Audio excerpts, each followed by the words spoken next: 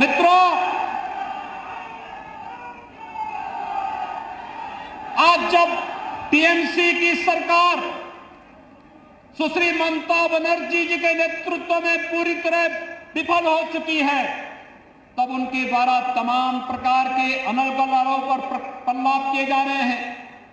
उनके द्वारा जिस प्रकार की टिप्पणियां और जिस प्रकार के वक्तव्य दिए जा रहे हैं, मुझे आश्चर्य होता है कि इतने लंबे समय तक मुख्यमंत्री रहने वाला व्यक्ति इस तेजी के साथ आपा खो दे, ये बड़ी विचित्र सी स्थिति है। उनके द्वारा जिस प्रकार की बातें और जिस प्रकार की वक्तव्य दिए जा रहे हैं, ये बंगाल का अपमान है, बंगाल के नागरिकों के साथ धोखा है। आप देख रहे हैं, गंगा मैया तो उत्तराखंड से उत्तर प्रदेश होते हुए बिहार और झारखंड होते हुए पश्चिमी बंगाल होते हुए गंगा सागर तक जाती है।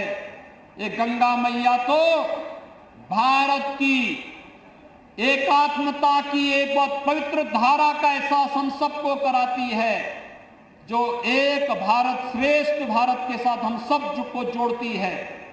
लेकिन आज कुछ लोग हैं जो बंगाल के अंदर रह करके भारत की एकात्मता को चुनौती देने की मुद्रा में लगातार अपने राजनीतिक स्वार्थों के लिए तुष्टीकरण की भेंट बंगाल को चढ़ा देना चाहते हैं। हमें बंगाल को तुष्टीकरण की भेंट नहीं चढ़ने देनी है।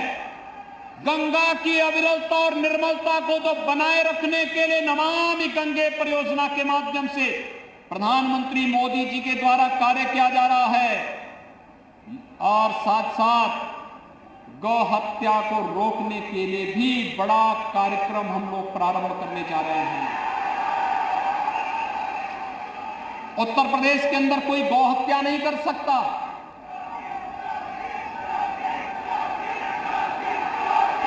मित्रों, कोई नहीं कर सकता।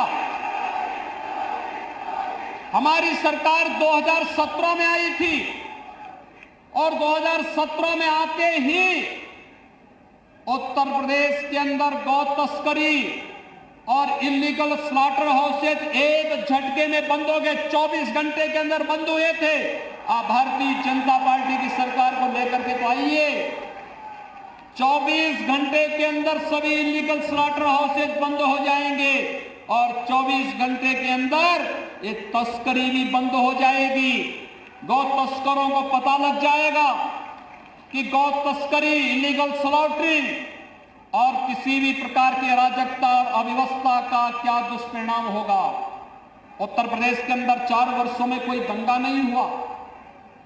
किसी पर्व और त्योहार को कोई मनाने से रोक नहीं सकता।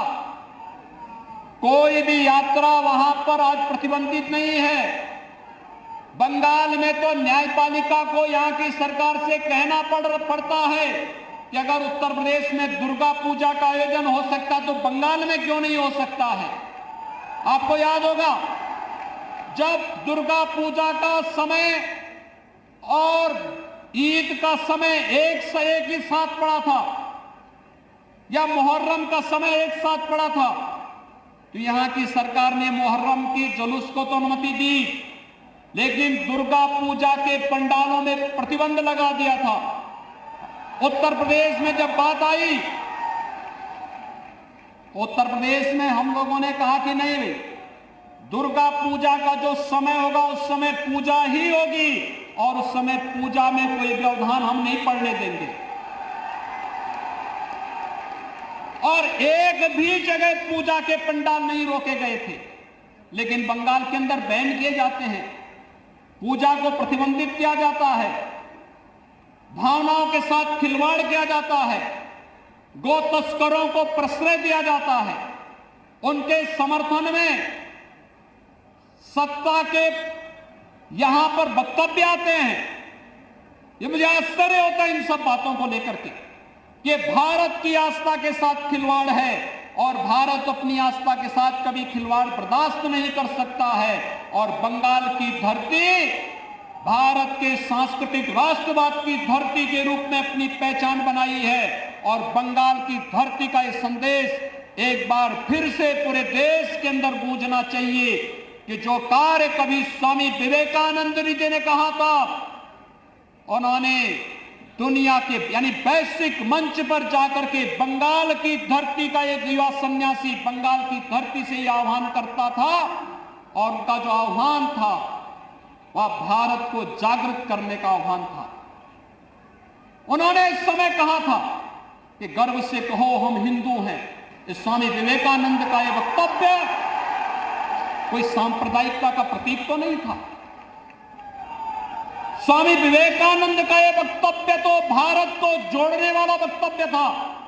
भारत की सनातन संस्कृति को वैश्विक मंच पर स्थापित करने का, वैदिक परंपरा को वैश्विक मंच पर स्थापित करने का एक मंत्र था। स्वामी विवेकानंद इस परंपरा को मैं प्रणाम करता हूं।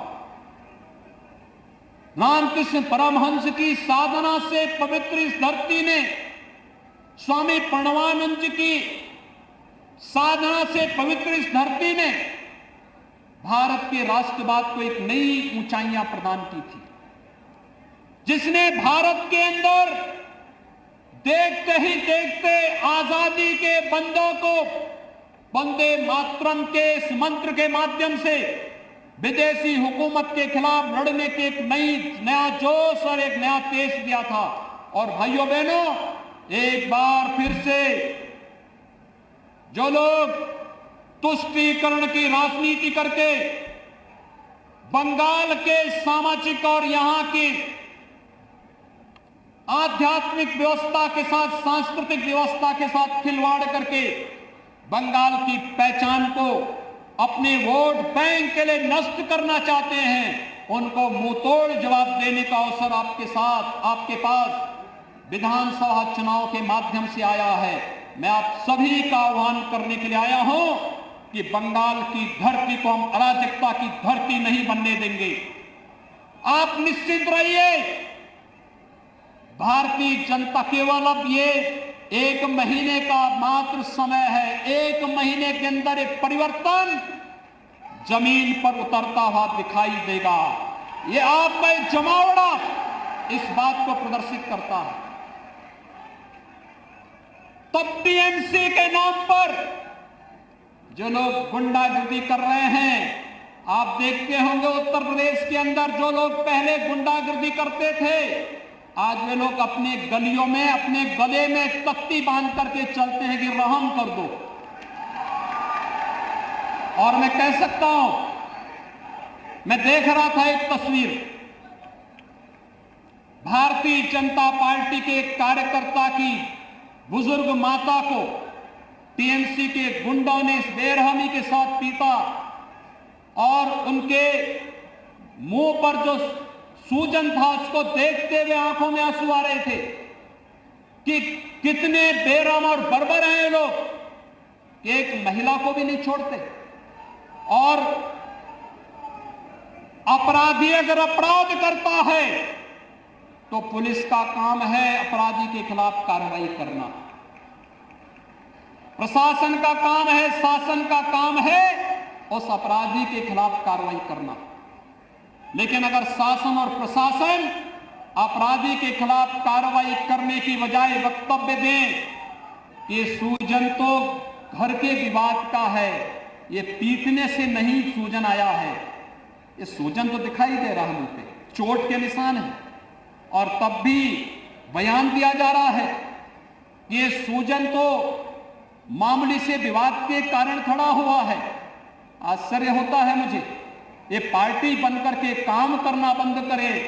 और मुझे लगता है कि बहुत समय नहीं, भाइयों बहनों, भारत निर्वाचन आयोग ने चुनाव की घोषणा कर दी, चुनाव की प्रक्रिया प्रारंभ हो चुकी है। बस अब मान करके चलिए 2 मई के बाद भारतीय जनता पार्टी की सरकार जब बंगाल के अंदर बनेगी तो टीएमसी और कम्युनिस्टों के नाम पर गुंडागर्दी और अराजकता फैलाने वाले गुंडे अपनी जान की भीख मांगते हुए गलियों, अपने गले में तख्ती लेकर के घूमते हुए फिरेंगे। और उस समय फिर वो दृश्य देश के सामने होगा कि जो भी कानून के साथ खिलवाड़ करेगा उसको अपनी जान की भीख मांगने के लिए इसी प्रकार से मजबूर होना पड़ेगा। और तब उस समय के लिए हम सबको अपने को तैयार करना होगा। सारे मतभेदों को बुला करके बंगाल को उसकी पहचान को पुनर्स्थापित करने के लिए, बंगाल को विकास की राह पर ले चलने के लिए प्रधानमंत्री मोदी जी के नेतृत्व में एक भारत श्रेष्ठ भारत की परिकल्पना को साकार करने के लिए बंगाल के नागरिकों को भी रोजगार चाहिए, नौकरी चाहिए। बंगाल के नौजवानों के लिए भी अच्छे अवसर होने चाहिए। बंगाल के गरीबों को भी शासन की सुविधा का लाभ मिलना चाहिए। बंगाल के किसानों को भी प्रधानमंत्री किसान सम्मान निधि का लाभ मिलना ही चाहिए और बंगाल के गरीबों को भी स्वास्थ्य बीमा का कवर मिलना ही चाहिए। और ये तभी हो पाएगा जब भारतीय जनता पार्टी पूरी मेजॉरिटी के साथ, फुल मेजॉरिटी के साथ बंगाल के अंदर सरकार बनाएगी और डबल इंजन की सरकार बंगाल के अंदर भारतीय जनता पार्टी की सरकार और केंद्र में मोदी जी की सरकार जब मिलेगी, डबल इंजन की सरकार आपके विकास को उतनी ही गुना तेजी के साथ आगे बढ़ाने का कार्य करेगी। ये परिवर्तन यात्रा इसी विश्वास के साथ आज यहां पर इस आयोजन के साथ यहां पर आज यह आयोजन इसी उद्देश्य से संपन्न हो रहा है। मैं आप सबको, अभी हमारा होली का पर्व होने जा रहा है। होली पूरी भव्यता के साथ मनाई जाती है। होली के आयोजन के साथ आप सबको मैं अग्रिम शुभकामनाएं देता हूं, अभिनंदन करता हूं आप सभी का। और होली के उत्सव को चुनाव के साथ जोड़ते हुए ये रंग बिरंगी होली 2 मई को बंगाल के अंदर सांस्कृतिक राष्ट्रवाद की दीपावली का उत्सव भी मनाया जाना चाहिए। इस संकल्प के साथ हम सब आगे बढ़ेंगे। आप सबके प्रति मेरी शुभकामनाएं। धन्यवाद। जय जय श्री राम। जय जय श्री राम।